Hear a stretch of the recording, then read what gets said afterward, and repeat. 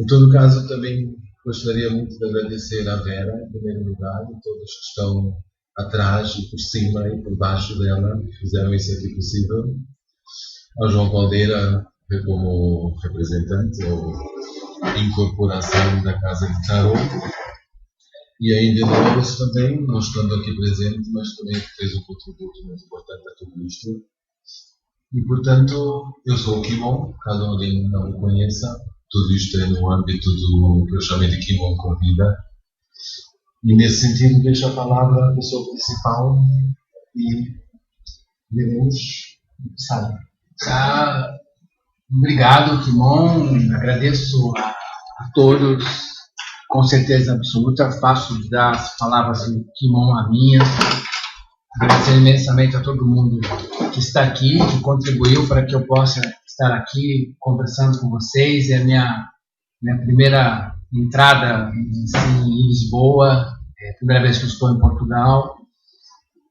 Tive outras vezes na Europa, mas nunca tive a oportunidade de estar aqui. Profissionalmente, é a primeira vez que eu saio do país. Tive uma vez uma oportunidade, que foi para falar no Congresso Mundial de Tarot, em Chicago. Isso foi em 2002. Infelizmente, houve o fatídico 11 de setembro, que foi suspenso, né, o Congresso. Mas, enfim, teve no outro ano seguinte, eu não pude participar. Então, vocês acabam tendo, sim, a honra de começar meu debut, né, internacional aqui por Lisboa. E acho que nada mais justo. Eu acho que o Brasil deve muito a Portugal, a nossa história, enfim, tudo aquilo que nós somos como país, também devemos muito ao povo português. Agradecer, óbvio, a Vera, aqui da FENAC, que realmente possibilitou esse evento aqui, a minha palestra, que ela surgiu assim, vamos colocar assim. Explica para nós como é que surgiu, Kimon, porque nós temos programado uma outra palestra para amanhã, sexta-feira, programamos um curso do sábado e domingo, e de repente surgiu um convite da Vera para fazer aqui, e isso me surpreendeu muito, porque não estava nos meus planos arrumar uma livraria, pedir uma livraria, e de repente o Kimon falou, não, eu conheço, como é que foi essa história? Explica, eu gostaria de saber. Foi exatamente isso. Nós nos encontramos e falamos disso e surgiu como ideia pessoal, privada, e depois aconteceu que por causa de uma comunhão e de repente estávamos aqui com esse projeto e se concretizou realmente muito rapidamente e sem grandes complicações, administrativas, burocráticas, nada disso. Eu penso que é uma coisa muito rara e que realmente tivemos a flexibilidade e o interesse ao desempenho da obra. Sim, eu quero agradecer e quero confessar uma coisa, assim. Era um desejo meu. Era um desejo meu palestrar na FENAC, aqui em Lisboa. Eu cheguei a pesquisar quem é que coordenava isso uns 3, 4 meses atrás. E pela dificuldade que a minha editora também colocou, devido a, enfim, a exportação dos livros e uma série de coisas, contatos com o marketing, e realmente eu acabei também achando que era muito difícil e deixei meu sonho no mundo astral. Eu sempre faço assim, eu jogo, bom, se eu tiver que ir, eu irei. Joguei meu sonho pro astral. E eu estou chamando exatamente isso porque é um sonho meu, e realmente eu quero passar essa experiência a vocês. É uma coisa que eu aprendi muito com o tarô. Toda vez que o tarô lhe disser, hoje não pode, amanhã quem sabe, vocês não desistam nunca. Talvez saia uma temperança, um eremita, é uma carta que naquele momento possa frustrar o seu desejo. Pensa que é naquele momento, porque no futuro, com certeza, isso irá se realizar. E foi isso, na hora eu peguei uma carta, saiu a temperança. Então é tipo assim, agora, naquele momento que eu estava tentando fechar um evento, que a gente sempre tem que fechar com muito tempo de antecedência, não era possível. E depois falei, bom, então deixa. E quando ele veio com a história, eu realmente pensei, meu Deus, como é a vida, né? A gente tem que querer mesmo e sonhar, que os sonhos se tornam realidade, e por isso que eu quero agradecer muito a Vera e ao Kimon por ter feito esse sonho realidade. O outro ele já fez, que foi me trazer para Lisboa para dar o curso. Então esse também já estava realizado, ok? Bom, diga. Era só para dizer, os livros que vocês veem ali, não quer dizer que não haja mais um ou outro exemplar em outras livrarias, mas em princípio eles estão à venda exclusivamente no momento na FNAC aqui. Realmente quem quiser, sobretudo o da direita, que é o Tarot, que é a obra mais recente e realmente uma obra fundamental. Isso no momento está mesmo exclusivamente a venda aqui na FNAC. Porque foi um acordo, né, que a editora fez, então ela mandou para cá, de última hora, tive que falar com o departamento comercial, e um monte de coisa, tem noção de como foi também, porque para fazer um evento desse demora muitos meses, a gente conseguiu fazer em uma semana. Então, foi muito positivo. Mas vamos iniciar a nossa palestra, todo mundo já agradeceu, já agradeci, já contei a história como foi, e vamos à questão. Falando dos livros, queria só colocar a vocês que o que veio para cá foi apenas alguns livros. No Brasil tem editado 18 livros. O conjunto da minha obra já foram vendidos mais de 500 mil de exemplares. Dos quais, obviamente, o carro-chefe é o curso completo de tarô, que já vendeu mais de 200 mil exemplares. Por que se vende? Porque ele funciona. Realmente, se não tivesse o mínimo de valor, o mínimo de conteúdo, ele não venderia. O livro, eu estava conversando isso com a Vera no carro, é o único produto que não precisa de publicidade de revistas. A publicidade é o leitor. Se o leitor gosta, se funciona, se ele realmente vê verdade no produto, ele indica. Lá no Brasil tem vários professores que adotaram esse livro, o Curso Completo de Tarô, como material escolar, da classe mesmo. Ele está instruindo o tarô, então ele já indica o livro, eles trabalham em cima da obra, porque ela realmente foi toda desenvolvida para a pessoa ser autodidata ou o professor poder usar isso em classe. Ele é um fruto de uma experiência minha, mais de 15 anos em sala de aula. Então, e também com a internet. Logo que iniciou a internet, em 98, 99, 2000, eu dei esse curso para mais de 6 mil pessoas online. E todas, assim, realmente foram unânimes de conseguir tirar o tarô, mas também entender as outras obras, porque as minhas obras, elas não visam, não é uma ideia exclusiva. O que eu viso muito nas minhas obras, todas elas, é que a pessoa possa estudar e, a partir dali, entender todo tipo de tarô. E o que acontece hoje em dia? Nós temos no mercado mais de 500 tipos de tarôs em catálogos, nós temos mais de 3 mil títulos de tarô, cada um numa linha de pensamento, tarô e cabala, tarô e astrologia, tarô e terapia, tarô e numerologia e uma série de outros pensamentos. E são ideias que vão se somando. E às vezes o aluno ele começa com um livro e aí começa a ler outro livro que desdiz o que o outro disse ou dá uma informação adicional, a pessoa não entende aquele processo, então ela começa a falar, não, isso é muito complicado. O que ocorre com o tarô é que nós temos que entender a base, a estrutura. Entendendo a estrutura dele, a base, nós conseguimos ler e estudar qualquer tarô. Então esse é o objetivo das minhas obras.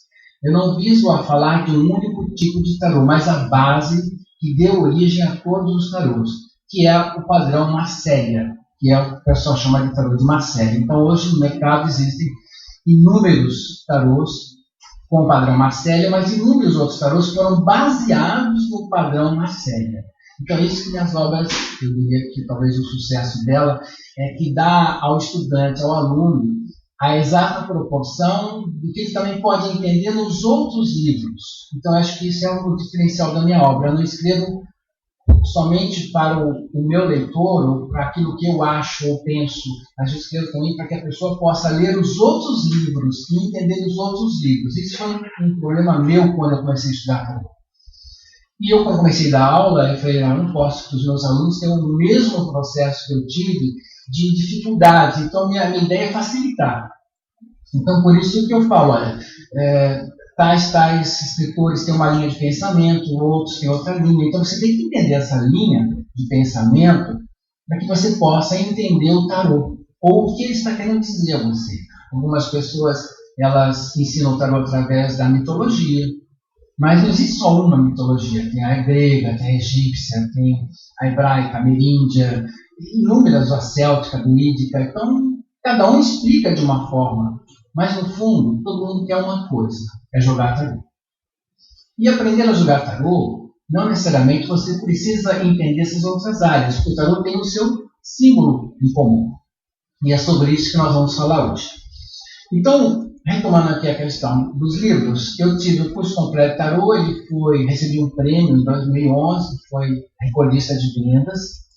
E esse ano eu também tive a grata surpresa desse livro aqui, Tarô, Simbologia e Budismo, ter ganhado um outro prêmio agora, recebeu umas 2 semanas. Foi o melhor livro ilustrado em 2012 no Brasil. Isso concorrendo com tudo isso que vocês estão vendo aqui, de livros que possa ter uma livraria de todos os estilos. Concorri com livros técnicos e uma série de outros livros. Desde o lançamento, as pessoas já tinham me falado: não, seu livro é bonito, está bem ilustrado, ou está bem diagramado. Só que eu achava que isso era apenas uma delicadeza da pessoa de dar esse retorno, amigos, alunos. E com surpresa minha foi realmente ganhar esse prêmio de melhor livro ilustrado de 2012. Então, ou seja, realmente eu tenho procurado dar o melhor de mim para o leitor e para os estudantes. Uma outra coisa que pouca gente sabe é que esse tarô, o tarô clássico, né, que ele acompanha o curso completo de tarô, ele é baseado, obviamente, no tarô de Marcelo, no padrão, porque você aprendendo ele, você lê todos. Ele foi incluso numa enciclopédia. Se vocês conhecem aqui a enciclopédia do tarô, alguém já ouviu falar dessa enciclopédia? Vocês nunca ouviram e nem ouviram falar? Ninguém. Já ouviu como? Não, já. É a enciclopédia do tarô, do Stuart Kaplan. São livros imensos, tá? Grossa, imensa. É um levantamento de todos os tarôs, dos mais antigos do século XIV até os dias atuais. É um levantamento assim, é uma fonte de consulta. Eu acho que todo estudante teria que, com o tempo, comprar um volume e vende separadamente. Depois compra outro, porque você tem ali um levantamento histórico de todos os tarôs. E qual surpresa minha, que ele também foi incluso na enciclopédia de tarô do Stuart Kaplan, no 4º volume. Então está lá na página 279, está lá ele fala do tarô e também está em TV ali. Então, quero que vocês entendam que o meu trabalho com o tarô é de coração, é de amor, é de paixão. Só que eu falo do tarô de uma forma macro, de uma forma globalizada. Eu não falo do tarô daquilo que eu penso, daquilo que eu acho, ou sobre pontos de vista de dogmas ou doutrinas particulares. Eu falo do tarô sobre um tema geral em que a pessoa possa, a partir desse conhecimento, estudar e ler qualquer coisa. Então, é sobre isso que nós vamos falar um pouco agora. Alguém já ouviu falar nesta organização? International Labour Organization, ILO? Pouca gente conhece, ok? Então, novidade nenhuma. Tarólogos, astrólogos, cartomantes, quiromantes, o que vocês puderem pensar da arte esotérica e mística, é reconhecida por todos os governos do mundo como uma ocupação profissional. Para aqueles que acham que nós estamos à beira do abismo, ou que somos marginais, ou que não temos o mínimo reconhecimento político, nós temos. A ILO faz parte da Organização Mundial de Saúde. Eles estudam exatamente todos os tipos e formas e meios de se ganhar dinheiro, e a partir daí eles vão classificando as inúmeras profissões. Então, você pode ser reconhecido, sim, pelo seu ministério. No Brasil, nós temos o Ministério do Trabalho. Eu não sei, como é que chama aqui o departamento que cuida de trabalho, de ocupação profissional? Ministério do Trabalho também. Vocês procurem no Ministério do Trabalho como é que está classificado, e vai ter um outro código. Aqui em Portugal, o astrólogo, o cartomante, o vidente, o tarólogo. No Brasil nós temos essa classificação oficializada desde 2002.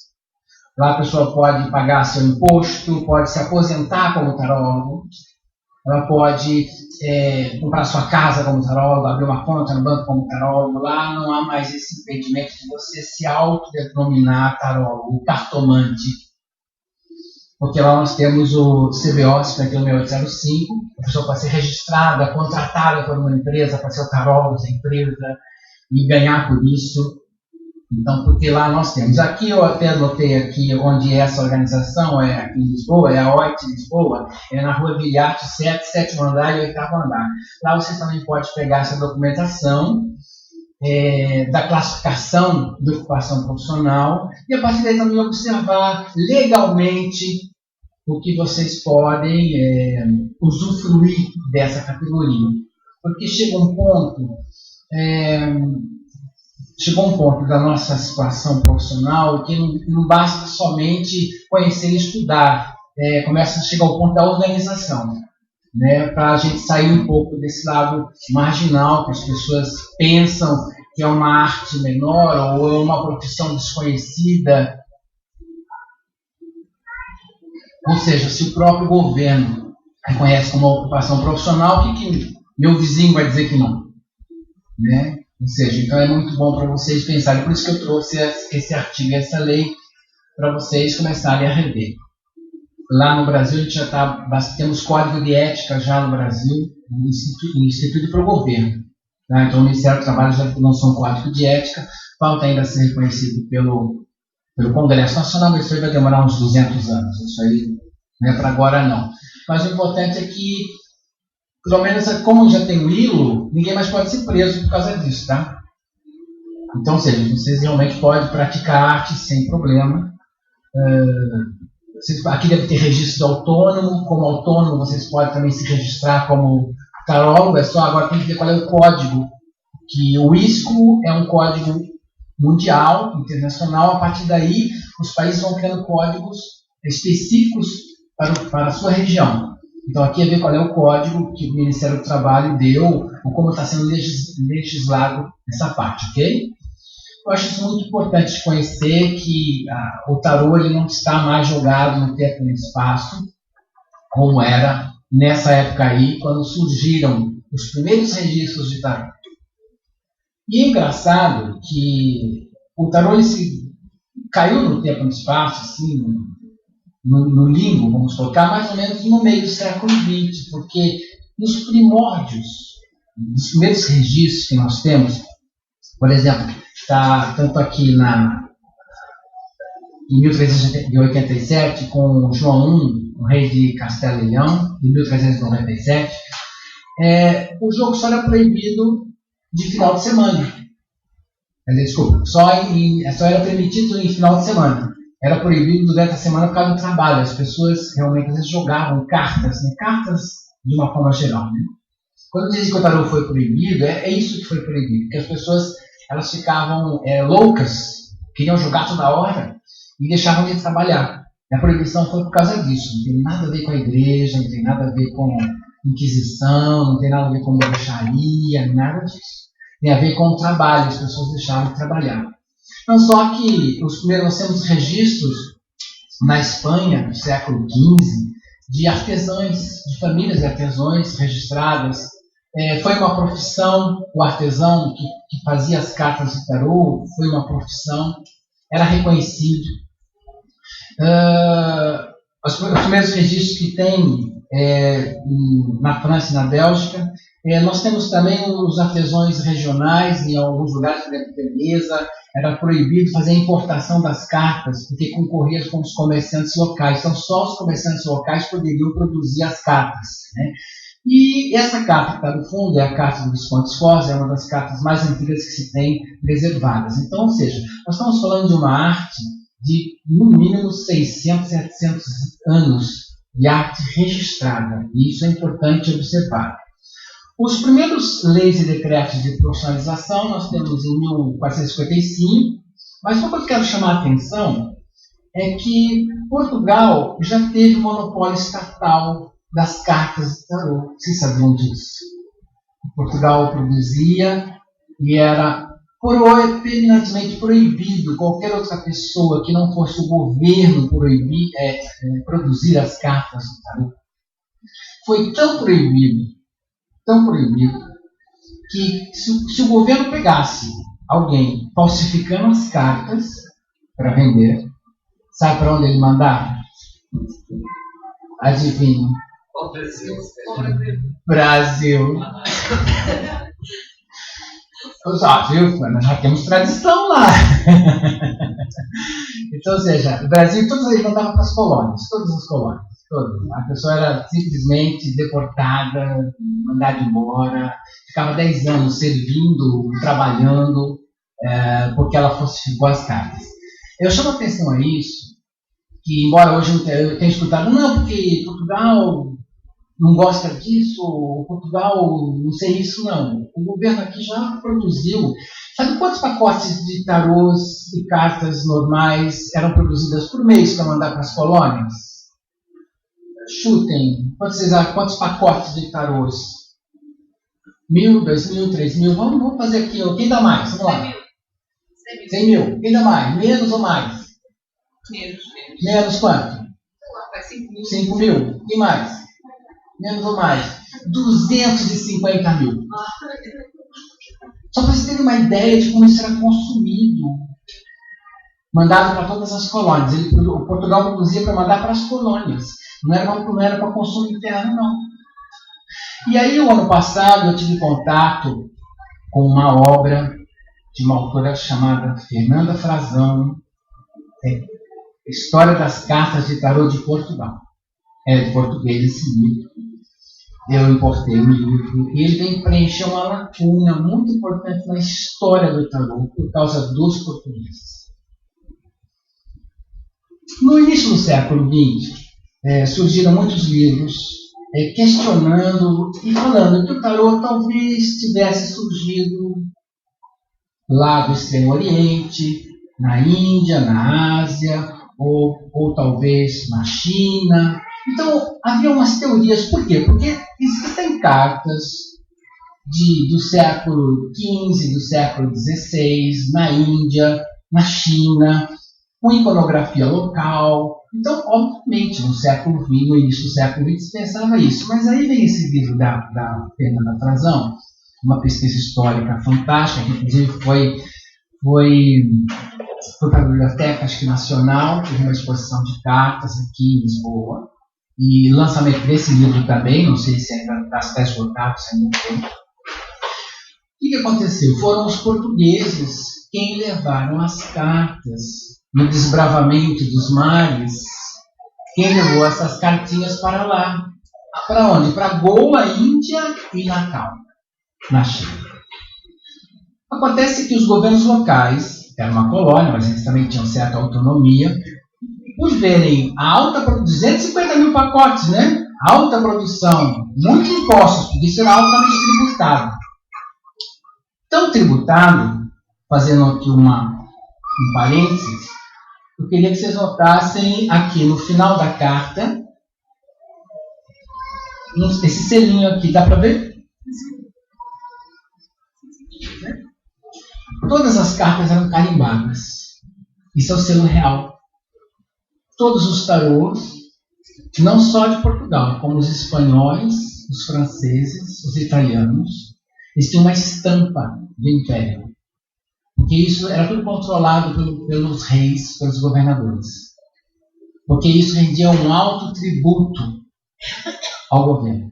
Era altamente tributado. Não só que foi controle estatal na França, na Itália, na Áustria, em todos eles. Então, quando a Márcia Frazão começa a trazer isso à tona, essa questão histórica, o que aconteceu com esses governadores locais? Por ver esse alto tributo, eles impediram, criaram um levante, que nem vocês estão fazendo aqui essa semana, também criaram um levante do governo impedindo que eles importassem, eles queriam produção local. E passaram então a fazer produção local com iconografia da cultura deles. Aí que o baralho se transforma. É óbvio que passados 100, 200, 300, 400 anos, né, isso se perde no tempo, ninguém mais se lembra desse dado histórico, mas é que alguém faz levantamentos, puxa documentos.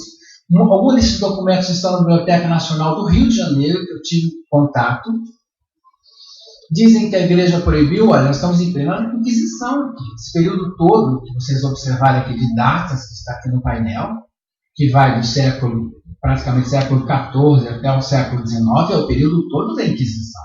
Só que nunca houve proibição do católico, do Papa, sobre os jogos de tarô, e sim sobre jogar tarô em dia de trabalho. Ou que, óbvio, que padres e clérigos jogassem tarô, porque era uma brincadeira, um vício, adivinhação, lógico, nem hoje pode, não ia poder ontem, naquela época.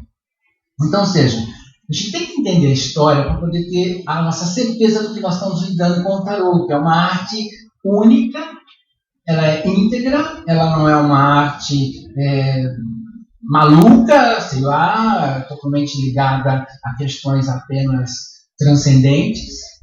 Ela já foi uma arte controlada pelo governo, não a arte espiritual, mas a arte de produção, né? E isso é importante nós começarmos a pensar que o tarô ele esteve livre na sociedade desde quando ele surgiu na Europa. Ele nunca foi escondido da igreja, nunca. Visconde Sforza, esse tarô ele fez como presente de casamento, unindo as duas famílias, a Sforza, Visconde e Sforza, no qual era uma família de bispos, era uma família de ducados, que tinha altas ligações com Roma. Então, ou seja, o tarô nunca foi proibido de estar na sociedade. Aí, mas a carta do diabo. A carta do diabo sempre esteve lá em qualquer tarô nesses anos todos, mas a igreja não proibia. A igreja proibia o culto, não a parte lúdica. Para a igreja via aquilo como uma coisa lúdica, né? Apenas uma imagem. É diferente você adorar uma imagem e brincar com a imagem. Mas a igreja nunca proibiu a confecção de nenhum tarô. Não só que a história está aí, os documentos estão aí para provar e comprovar. Agora, se a pessoa quer acreditar que o tarô foi proibido, que foi perseguido, aí eu já não posso fazer nada. Porque tem pessoas que gostam de acreditar que foi queimado vivo porque jogava tarô. Nunca ninguém foi queimado vivo, nunca ninguém foi condenado por jogar tarô. Não só que tem uma carta na Biblioteca Nacional do Rio.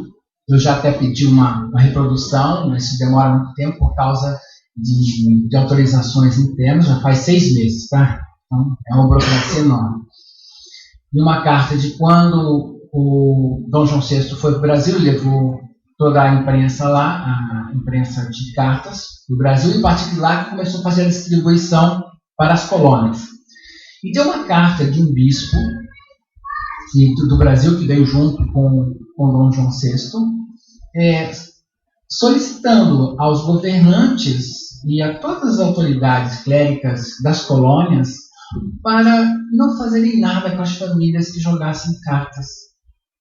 Ou seja, já havia lá uma petição para dizer, olha, não precisa dar nenhum castigo a ninguém, não, deixa eles jogarem à vontade, porque a questão ali era a produção, questão comercial, né? Então realmente existiu foi o livre comércio e o livre trânsito do tarô no mundo, em todos os países, em que a igreja nunca proibiu, absolutamente nunca, tá? E teve realmente um grande tributo. Esse é um quadro do século XVI, esse quadro está no Museu Carnavale, em Paris, para vocês verem como era uma produção de cartas. Né? Você vê aí a família envolvida no maquinário. Era uma produção assim, extraordinária, era uma coisa assim, fantástica. Bom, foram os vários nomes que surgiram. A palavra tarô hoje é muito recente na nossa cultura. Nós temos a palavra, a primeira vez o tarô se chamava Lubis Cartarum, depois passou a ser Naibis, depois passou a ser Tarot, o Trunfos, até chegar a Tarô demorou uns 200, 300 anos mais ou menos, porque os primeiros registros é Lubis Cartarum, é Tarot, e a palavra Tarô surge na França. os primeiros registros que tem, e os dicionários etimológicos da França, dessa época, eles registram tarô, uma palavra que veio do italiano tarocco, e que não se sabe a etimologia correta. Então, ou seja, a palavra tarô também é recente. Aí tivemos um outro historiador, Antoine Côte de Gebelin, dizendo que tarô tinha vindo do Egito, onde tar era caminho, lote real, estrada, um caminho real, que, por um lado lúdico, pode ser, podemos considerar o tarô hoje como uma estrada, o caminho real da sua alma, o caminho real do autoconhecimento. Só que essa palavra não existe na língua egípcia, nem cópita, nada. Tudo o que Gebelin disse que poderia ser, em seus estudos sobre a origem do tarô, ou sobre a palavra egípcia tarô, 20 anos mais tarde, Champollion vem decifrar a Pedra de Roseta, e isso não existe na língua egípcia. Enfim, criaram-se muitas histórias, e daí que vem a história do Egito, mais ou menos com esse personagem, Antoine Côte de Gebelin, que o tarô veio do Egito. A partir daí, os esotéricos também passaram a gostar da ideia, porque à época o Egito era tido como o grande centro mágico do universo, ainda não tinha os hieróglifos decifrados, então tinha toda essa mística em cima do Egito, né? Eu assisti a semana passada um novo levantamento sobre o Egito no History Channel, de uma pesquisa dos últimos 10 anos, uma revisão de todos os documentos e hieróglifos, e a conclusão que se chega é que o Egito era totalmente politizado. Tudo que se tem em hieróglifos é política. Raros são as questões da magia, e quando a magia, porque envolvia algum tributo, envolvia alguma coisa. Então, e não se descobriram nada, nem naquela época, nem atualmente, nada que ligue o tarô ao Egito. Tem ideias egípcias? Sim, pode ter ideias egípcias, como pode ter ideias gregas, tem ideias romanas. Eu acho que é o saber universal que está agregado às cartas do tarô, mas não que o tarô tenha surgido fisicamente, o papel, a imagem, no Egito. Okay? Uma outra questão assim, bastante interessante do tarô é a variação artística. Então, o que aconteceu com o tarô ao longo dos séculos? Foi uma variação artística muito grande. Então, os primeiros tarôs, ele constitui por uns 400 ou 500 anos, ele praticamente é idêntico com o tarô de Marselha, como vocês conhecem, que é o primeiro tarô que está aqui, que é o do Jean Noblet, que é um tarô assim, sempre aquela imagem mais com traços mais retos, 4, 3 cores, por causa de impressão. Ninguém tinha impressora nem computador, né? Então era formas de pedra, formas de madeira, então a impressão era muito rudimentar. Só que a partir do desenvolvimento da tecnologia, desenvolvimento da arte, a arte sempre acompanha o seu tempo, óbvio que o tarô também é influenciado pela arte do seu próprio tempo. Então aí ele vai se modificando lentamente.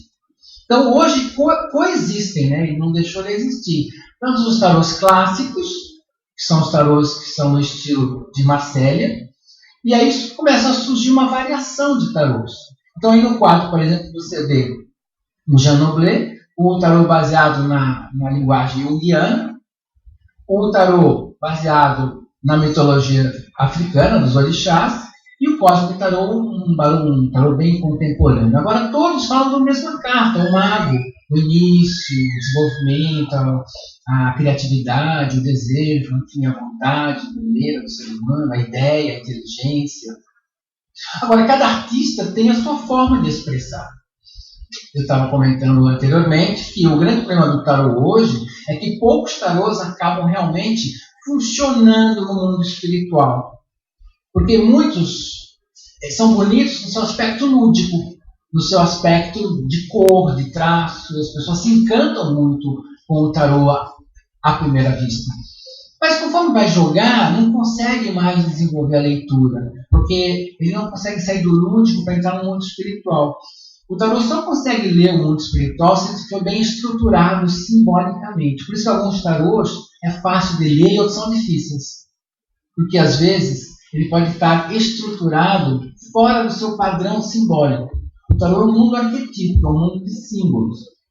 E ao longo desses séculos da história, eu falei muito da história registrada do governo, paralelamente a isso, as pessoas também foram desenvolvendo a arte de leitura espiritual das cartas. Ou seja, quando saía um mago, o que queria dizer aquilo? Quando saía uma torre, o que queria dizer aquilo? Então, logo que ao longo dos séculos, isso foi se desenvolvendo. Ninguém acordou um dia com um manual dizendo, eu acho que o tarô é isso, e todo mundo passou a estudar aquilo. O tarô ele foi se construindo ao longo dos séculos e ainda está sendo construído. Ninguém, nem eu, nem ninguém, tem a resposta final para o tarô. O tarô ainda está em formação. Óbvio que algumas pessoas têm os seus dogmas, vai ter as suas ideias fechadas, mas nós não podemos ter ideia fechada com o tarô. O tarô é aberto a estudo, aberto a analogia, por isso que nós hoje podemos tarô com tudo, até com tarô e música, tarô e cinema, tarô e qualquer tipo de arte, além do tarô, cabala, de numerologia, você pode associar tarô a novelas. Pegar personagens de novelas, vai ver, esse aqui parece a imperatriz, esse aqui parece o diabo, esse aqui parece o imperador, essa situação me parece o 2 de copas, essa situação me parece o 2 de espadas. Então também é possível você fazer isso, por quê? Porque o tarô fala de um conceito arquetípico, fala de um modelo de vida que é comum a todos nós.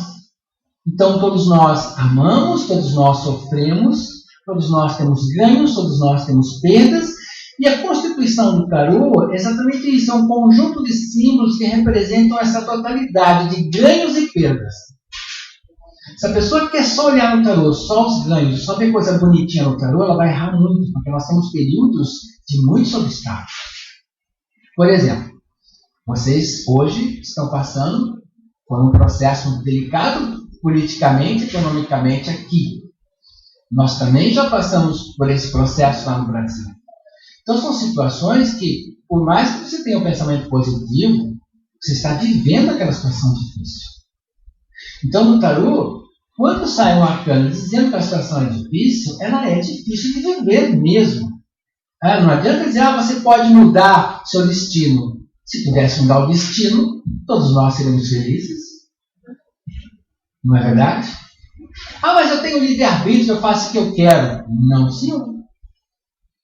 Se nós tivéssemos um livre-arbítrio total, seria todo mundo feliz. Mas nós também não temos um livre-arbítrio total. Nosso livre-arbítrio termina onde começa o do outro. Como é que eu posso obrigar o outro a se casar comigo? Não posso.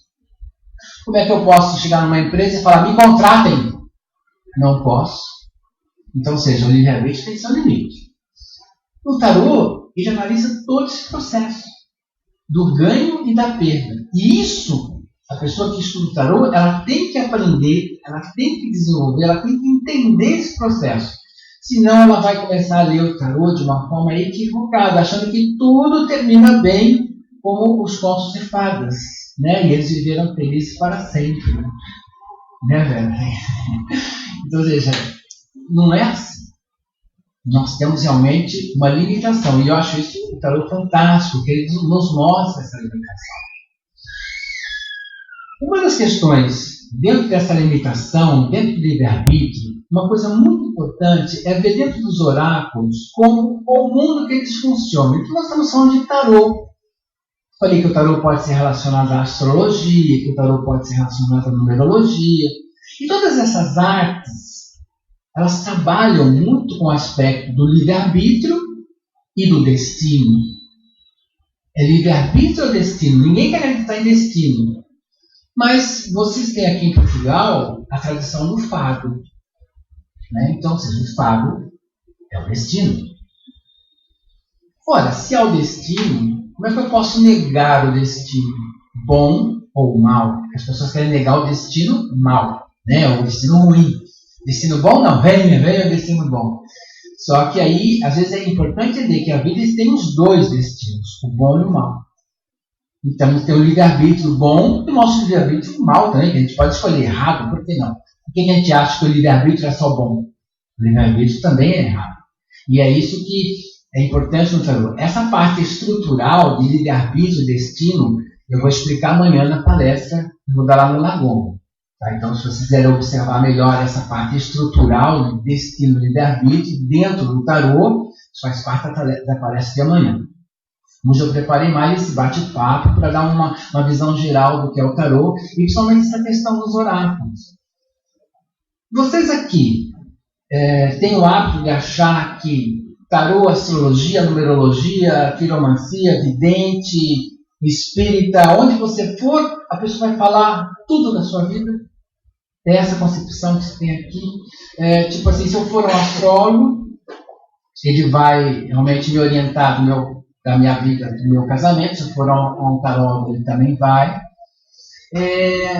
Só que não é bem assim também. As artes também têm seus limites. Alguma coisa da astrologia, ela não pode dizer o que o tarô poderia orientar. E alguma coisa do tarô não pode dizer algumas coisas que faz parte da astrologia. Porque são situações distintas. Por exemplo, se eu quero perguntar, vou ser feliz com a Maria no casamento? Isso a astrologia não poderia responder. Somente o tarô. Porque é uma situação específica, objetiva, envolvendo duas pessoas. Já se eu perguntasse, quando é que eu vou me casar? Qual a tendência da minha vida? Sei lá, quando eu vou ter filhos? Isso a astrologia poderia dar a tendência. Mas o tarô também não responderia. Então existem coisas que faz parte do ser e algumas coisas faz parte do estar. Vamos dividir aqui esses oráculos para vocês entenderem uma coisa muito importante para quem estuda o mundo esotérico e o mundo místico. É separar os oráculos que vão falar do seu ser, da sua vida como um todo, e dos que vão falar do seu momento de vida, o seu estar. O seu estar não é estar hoje, quinta-feira ou esta semana, e sim o seu momento de vida. Você pode estar casado há 2 anos, você pode estar trabalhando há 10 anos. Então o tarô ele analisa esse momento que você vive, esse momento quântico, ou seja, esse período de casamento de 2 anos. O que aconteceu com ele? Está num ritmo bom? Não está? 10 anos de trabalho, você tem sucesso? Você não tem? Então o tarô analisa o estar nesse ponto de vista, que é o que você vive. Então, vemos aí o ser, astrologia, quiromancia ou quirologia, a leitura de mãos, a numerologia.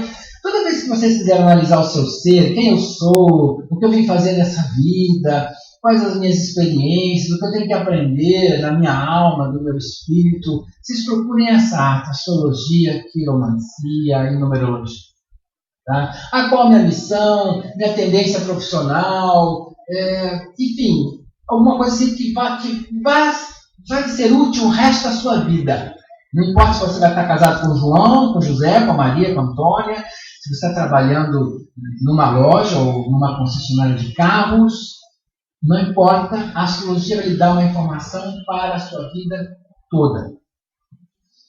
Já as outras áreas, tarô, cartomancia, I Ching, búzios, runas, já são artes que trabalham com o seu estar, com momentos específicos, aconselhamentos daquela situação, como é que está o seu trabalho, como é que está a sua vida agora, nesse casamento com o José, como é que está o seu trabalho agora, dentro dessa loja, o que eu devo fazer, enfim, com a minha vida profissional, com a minha vida financeira.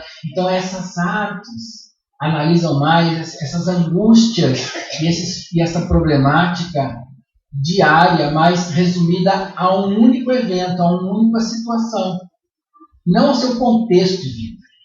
Você pode ser uma pessoa muito tranquila e estar nervosa. Olha a diferença. Você pode ser uma pessoa ansiosa por natureza, mas naquele momento estar calma. Aí que está a diferença dos 2 tipos de oráculos. Um analisa a sua essência, o seu espírito, que são os oráculos do ser. O outro analisa mais a sua alma, o seu estado anímico, que é os oráculos do estar. Então, quando a gente começa a entender um pouco qual a função de um e de outro, você também minimiza também o seu tempo em procurar aquilo que você deseja, ou às vezes até orientar o seu amigo, orientar o seu cliente. Existem perguntas que o tarô não vai responder. Pode orientar, pode pedir um conselho, mas tem coisas que às vezes transcendem a leitura das próprias cartas. Nós às vezes até tentamos, num jogo, dar um aconselhamento da natureza da pessoa. Também há técnicas para se observar isso. Mas não é a técnica principal, não é a função principal. Da mesma forma, a astrologia também tem uma técnica chamada astrologia horária. Ela também faz previsões, como o tarô faz, mas não é o principal dela. O principal dela é a análise do ser humano como um todo e não a análise do momento. Então, ou seja, as duas podem transitar dos dois campos, mas cada um tem o seu aspecto. E sobre a questão do tarô especificamente, aí vem sempre essa pergunta, né? O que é o tarô? Ele lê o destino ou ele lê o livre-arbítrio? Essa é a pergunta geral. Amanhã eu vou falar sobre a estrutura do tarô dentro desse contexto. O que eu vou agora esboçar é nós entendermos o que o tarô como um todo, uma consulta de tarô, o uso das cartas, pode nos informar. Destino ou livre-arbítrio? Quem acha que o tarô trabalha mais com o mundo do livre-arbítrio, levanta a mão, por favor. Do destino, então, presumo que é todo mundo. É isso? Tá certo? Muito bem. O tarô quem acha que o tarô é tendência? Porque são questões que tudo isso aqui está englobado no estudo do tarô, né? O tarô é tendência? O tarô é projeção? Então, vocês vão ouvir muito isso, ou já ouviram? Não, o tarô é projeção, você escolheu essas cartas. O tarô é tendência, tudo que você quiser, você pode mudar. Então, tem muito desse discurso dentro do mundo dos tarólogos, das pessoas que estudam tarô, é vaticínio, é autoconhecimento, é o poder sobre a vida. Poder sobre a vida porque é engraçado um aspecto do tarô, que a pessoa ela vai lá, ela escolhe uma carta, não gostei, vou tirar outra. Né? Então ela tira uma carta, tira outra, para confirmar se é isso, né? Então ela vai tirando cartas. Então é uma espécie, ela quer ter o poder da manipulação. Quando você está trabalhando com astrologia, numerologia, isso não acontece. Você vai para o astrólogo, tira outro mapa.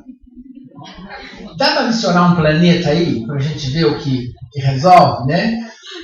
Isso é uma coisa psicológica, porque o mapa está pronto ali, então você não pede. Mas a carta, deixa uma cartinha só, tira uma só, para eu ver. Então a pessoa já tem um outro contexto dentro do mundo das cartas, porque ela é lúdico, é uma coisa manipulável mesmo. Você pode escolher uma carta ali a hora que você quiser. Às vezes você está até escolhe uma carta aí, né? Então o que acontece? Por isso que às vezes as pessoas elas não acreditam muito no tarô, por causa dessa questão. Vamos tirar mais uma carta? E aí começa a confundir. O tarô já tinha dito que tinha um problema. Aí ela tira uma carta, ela vai tirando as 22 cartas, o sol vai ter que sair na última, com certeza, né? Quanto a isso, não resta a menor dúvida. É quando sai o sol, você ai, graças a Deus, saiu o sol, né? Só que ela esqueceu da primeira, que era uma torre. Então, ou seja, e é muito importante observar isso, que isso é uma coisa comum para quem joga tarô. Eu fui assim. Já fui assim muitos anos da minha vida, no início, uns bons 5 anos, né? Eu fui assim, eu também duvidava muito, eu achava que eu podia rever ou recondicionar, mas aí devido a diversos problemas que eu fui tendo e desestruturas, porque o tarô avisava, não faça isso, era pendurado, era touro, era ceifador, era uma série de cartas que dava dizendo, olha, tem obstáculo, é problema, e você não acredita nisso, por quê? Porque nós somos criados a pensar que nós temos o livre-arbítrio. Eu faço o que eu quero, a hora que eu quero, ninguém manda em mim. Manda. Muito, muito, muito bom. Você pode ter autonomia o quê? Para sair da sua casa, pegar um ônibus, pegar um metrô, ir no cinema. Isso você tem autonomia, óbvio. Ninguém manda em você, talvez nesse processo. Mas e num relacionamento afetivo? Como é que você vai exigir do outro para ficar ao seu lado? Né? Mas ele fica aqui que eu amo por nós dois, né? É meu livre-arbítrio. Mas o outro também tem, nós já falamos sobre isso. Então, por isso que o tarô se confunde muito quando é destino e quando é livre-arbítrio. O que diz que é destino ou livre-arbítrio são as próprias cartas. Não é o jogo, não é a pergunta, não é a decisão do consulente, é o que o mundo espiritual está dizendo a você na escolha das cartas. Então, o tarô é tudo isso aí que está na telinha. Ele é destino, ele é livre-arbítrio, ele pode ser uma tendência, aí é ou, tá? Não é tudo junto, não. Ou é destino, ou é livre-arbítrio. Ou é tendência, ou é projeção. Tá? Ou é autoconhecimento, ou é poder sobre a vida. Porque nós temos várias técnicas para se lidar com o tarô, mas a resposta do tarô vai dizer se é um ou outro. Só adiantando um pouco até a palestra de amanhã, por exemplo, se eu tenho uma imperatriz no jogo, ela está me dizendo que faz parte do meu livre-arbítrio construir aquilo. Então, se a questão é afetiva profissional, eu já tenho aqui a ideia que é meu livre-arbítrio. Não há interferência de A, B, C, D, ninguém. Sou eu, porque algumas cartas do tarô dizem, olha, é vontade sua fazer isso. Então, também, se alguém chegar aqui e falar assim, aquela pessoa é a alma gêmea da minha vida, e sai uma imperatriz, não, ela não é a alma gêmea da sua vida. Há muito amor, sim. Há muito carinho, há muita devoção, há muita troca, há muito abraço, muito beijo, muito aquilo, mas não é alma gêmea, não tem nada a ver com destino, tem a ver com livre-arbítrio. Mas isso não é demérito. Não é porque livre-arbítrio é menor que karma ou alma gêmea, não. A vida é feita dos dois. A vida é feita de livre-arbítrio, destino. Você constrói seu karma, como você também paga karma. Ou seja, você tem dois aspectos. A imperatriz, o mago, são cartas que falam do meu livre-arbítrio. Então eu me apaixonei, a pessoa se apaixonou, a gente vive tranquilamente e em felicidade, mas nada de alma gêmea. Então você já começa a rever alguns pontos. Né? Por exemplo, se eu pego de repente um mundo, eu já posso saber que tem um destino aqui. Um destino contribuindo, porque o mundo está muito além do seu livre-arbítrio. Ele está no mundo que o destino quer que você seja feliz. Olha a diferença. Você quer, o destino quer. Todo mundo quer isso aqui, não quer? Não é? Eu quero ser feliz, o sol também. Eu quero ser feliz, o destino também quer que eu seja feliz. A gente então constrói uma vida feliz. Mas existem cartas que transcendem a tudo isso. Por exemplo, uma torre, né? Maravilhosa. Eu prefiro uma torre do que um pendurado, gente. Tá? Eu prefiro. Sou dessa opinião, tá? Já que tem que ir, vamos arrebentar tudo agora, vamos refazer, reconstruir, vamos renovar, porque também ficar naquele vai que não vai, né? Aquele marasmo, naquela condição de não deu certo. Eu prefiro não, eu prefiro logo chorar bastante, sabe? Me decepcionar muito e depois reconstruir minha vida. Ela tem a mensagem positiva dela, embora haja uma série de contextos nesse momento difíceis, ela tem o prenúncio de uma nova vida. Mas até chegar a essa vida, óbvio que há muitas dificuldades. Então, ou seja, a torre ela já tem o dedo do destino, que ele não quer que você faça isso. Não, esse não é o melhor caminho, só que é o caminho que eu quero. Olha só, o meu livre-arbítrio diz, eu quero esse caminho. O destino diz, esse caminho não é para você. Você tem que procurar outro caminho. Você vai encontrar. Tenho certeza disso, porque depois da torre vem sempre uma estrela, né? Então, ou seja, você sempre vai encontrar um novo caminho, sim, para a sua vida. Então, entender esse processo de destino e livre-arbítrio dentro do tarô, isso é muito importante. Porque você acaba jogando melhor, entendendo a mensagem do tarô melhor, e não vai ficar duvidando, e nem achando que você pode tudo na sua vida resolver do seu jeito. Essa é a função do tarô, é dizer quando você pode resolver e quando você não pode resolver. quando você tem a palavra sobre sua vida e quando você não tem a palavra sobre sua vida. E para as pessoas que sempre dizem que o tarô é só livre-arbítrio, que o tarô é tendência, que o tarô é projeção, como é que você pode explicar um aspecto, às vezes, de que você está lidando com um processo da vida da pessoa profissional e você diz que ela vai ter um obstáculo, de repente, com a torre, e esse obstáculo existe? Quer dizer, não é projeção dela. Quem quer ter problemas financeiros ou afetivos? Ninguém quer ter. Todos nós queremos ser felizes na nossa vida afetiva, profissional, espiritual, né? Só que o nosso livre-arbítrio, ele tem um ponto para se processar. E esse ponto é o limite. Então, por isso, a importância de entender esse processo. Quando eu posso e quando eu não posso. A partir daí, então, você consegue realmente entender os aconselhamentos do tarô e aí sim entrar no autoconhecimento. E o autoconhecimento ele surge quando você entende a vida. Não é só ler e jogar tarô, é entender o tarô, é entender esse processo. O processo de autocura, ele se inicia quando você começa a entender o autoconhecimento. E isso o tarô contribui muito para a autocura, porque ele acaba dando à pessoa, revelando a ela, o que ela tem que aprender na vida, o que ela tem que, sei lá, perdoar, ou transcender, ou aceitar. Óbvio que todo mundo quer jogar tarô e só ver sol, imperatriz, carro, só arcanos que digam que ela está certa, que ela vai ser feliz. Isso é a máxima do ser humano. Mas a vida não é assim. A gente tem que ter essa concepção que o tarô fala da vida. Se ele fala da vida, tem momentos bons e momentos ruins. Então, por isso, a máxima do tarô é essa, entender o que ele está lhe revelando, o que ele está dizendo a você. E parar com a ideia de que o tarô, você pode ter um livre-arbítrio para mudar. Ah, saiu torre e você muda. Você pode minimizar. Você pode entender que vai passar um tempo difícil, então não vai pegar você de surpresas. Né?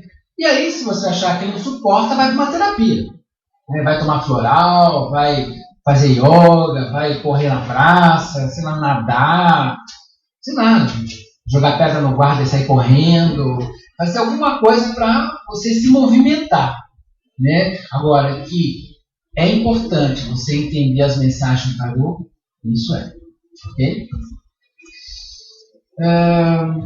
Aí só relembrando assim, os livros publicados, alguém quer alguma pergunta, alguém quer colocar alguma coisa? Uma das coisas, finalizando então a questão das minhas obras, somente esse último trabalho, que é meu primeiro, inclusive, eu reescrevi a trilogia, estou relançando ela.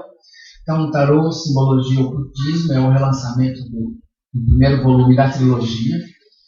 Eu atualizei, tudo isso que eu coloquei para vocês sobre a parte histórica, essa questão de livre-arbítrio, destino, tudo isso que foi explicado sobre o tarô hoje, consta nesse livro, esclarecendo as correntes de pensamento que surgiram ao longo do século XX, como é que surgiu a corrente ligada à cabala, como é que surgiu a corrente ligada à terapia, como é que surgiu a corrente ligada à astrologia, à numerologia, à mitologia. Então, ou seja, uma contribuição muito desse livro é que para o estudante, para o leitor de tarô, ele possa entender o que existe no mercado hoje, oferecendo a ele não só dos tipos de tarôs, como os tipos de literatura. Eu acho isso muito importante.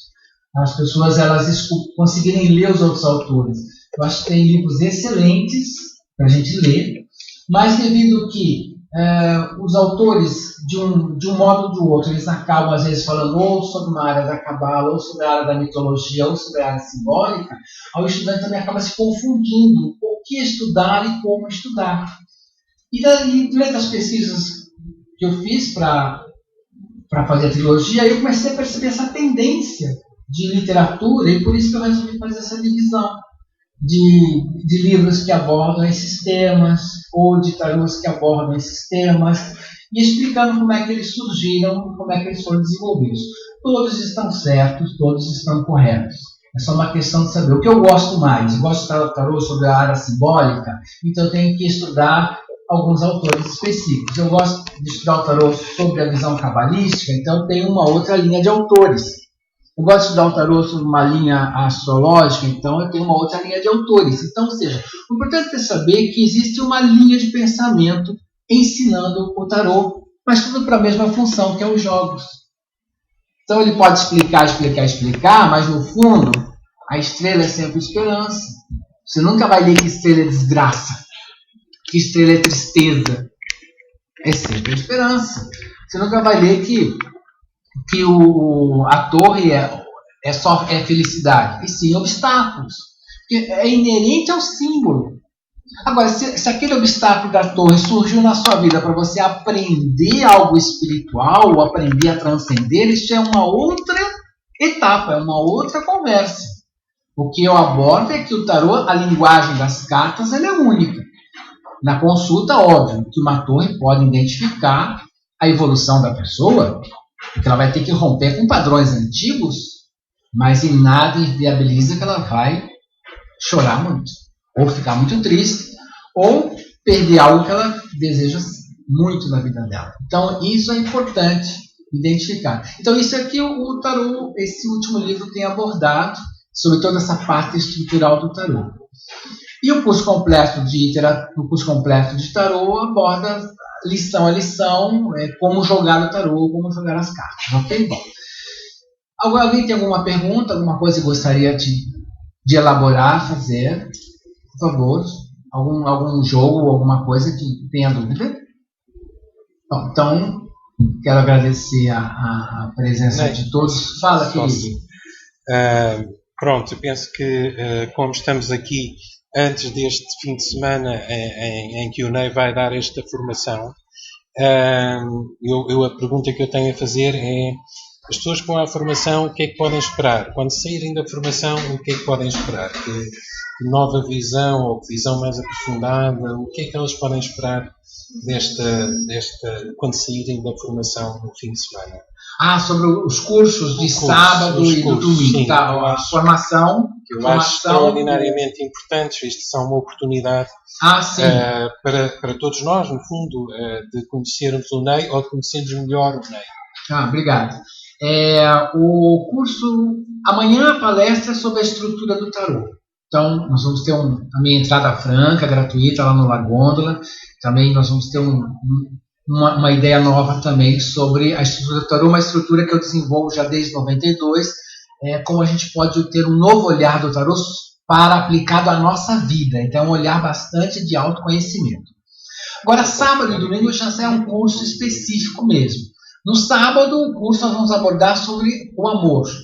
O que o tarô fala de amor, o que o tarô fala de relacionamentos, como lidar com essa linguagem do tarô amor e aquilo que todos nós gostamos muito, que é o sexo. Uau! Então, a carta vamos abordar exatamente essa questão, relação amor e sexo. Como é que a interação do casal se desenvolve, quais o que ele tem que aprender com aquele processo e alguns jogos relacionados especificamente a esse tema. Ok? Há um pré-requisito que a pessoa realmente conheça os 22 arcanos maiores, pelo menos. Pode ser estudante, mas seria interessante ela já conhecer um pouco dos 22 arcanos. Já o curso de domingo, a abordagem já é sobre o aspecto geral da vida, sobre a questão, vai abordar o profissional, o financeiro, novamente a parte afetiva, a interação da família com a pessoa. É um jogo especificamente em cima que se chama aqui de casas astrológicas ou casas zodiacais, no Brasil a gente chama de mandala, que é falando sobre os diversos aspectos da vida da pessoa. E aqui eu vou lançar também o aspecto das casas derivadas, que seria no mesmo jogo ver a mãe, o pai, o irmão, a família, e poder dizer como se encontra essa relação sem o consulente nos dar a informação. O que eu acho que é importante é o consulente confiar em você. Como esse é um método muito eficaz e muito positivo, então quando nós temos esse jogo, então óbvio que a casa 1 é como ela está pensando. Então, se sai, por exemplo, um mago numa casa 1 no jogo da casa da roda astrológica, né? É óbvio que a pessoa naquele momento está muito criativa, está pensando bastante, tem muitas ideias, né? Agora, obviamente, se eu tenho um pendurado na casa 2, desde a roda astrológica, que é uma casa do aspecto financeiro, então a pessoa pode estar passando por uma série de dificuldades financeiras. Então, óbvio que você vai, nesse curso, a gente vai abordar um pouco desse plano geral.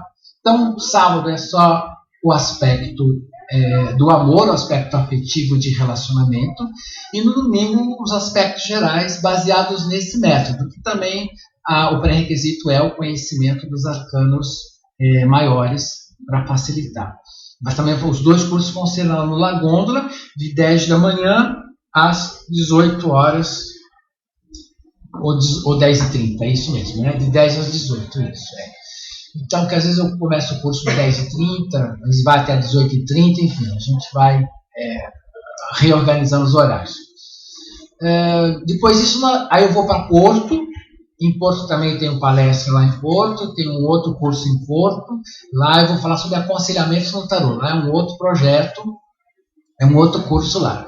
E quando eu voltar a Lisboa, volto na semana seguinte. Então, acho que no dia 5 de outubro também tem um jantar lá no La Gôndola, onde nós vamos ter um bate-papo também, uma conversa, a gente vai poder trocar ideias sobre tarô, sobre, enfim, algumas dúvidas que tenham sobre o tarô, sobre um arcano, sobre um jogo. A gente vai ter um papo.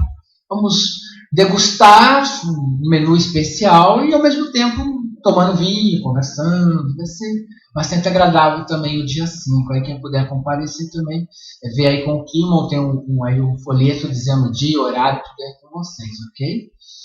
No mais, eu quero realmente agradecer a todos. Mais uma vez agradecer a Vera, obviamente, por estar aqui, realizando mais um sonho da minha vida, né? Esse ano é um ano especial, tenho realizado muitos sonhos, graças a Deus. E realmente estou muito feliz de estar aqui em Lisboa, muito feliz de estar aqui em Portugal. Como eu digo, para mim é importante esse momento. Então, quero agradecer a todos a presença. Desejo a todos muito amor, muita felicidade. Aos que não puderem ir ao curso ou ir à palestra, sintam-se da mesma forma abraçados e desejo sucesso na vida de todos vocês, ok? Muito obrigado. Palmas para vocês.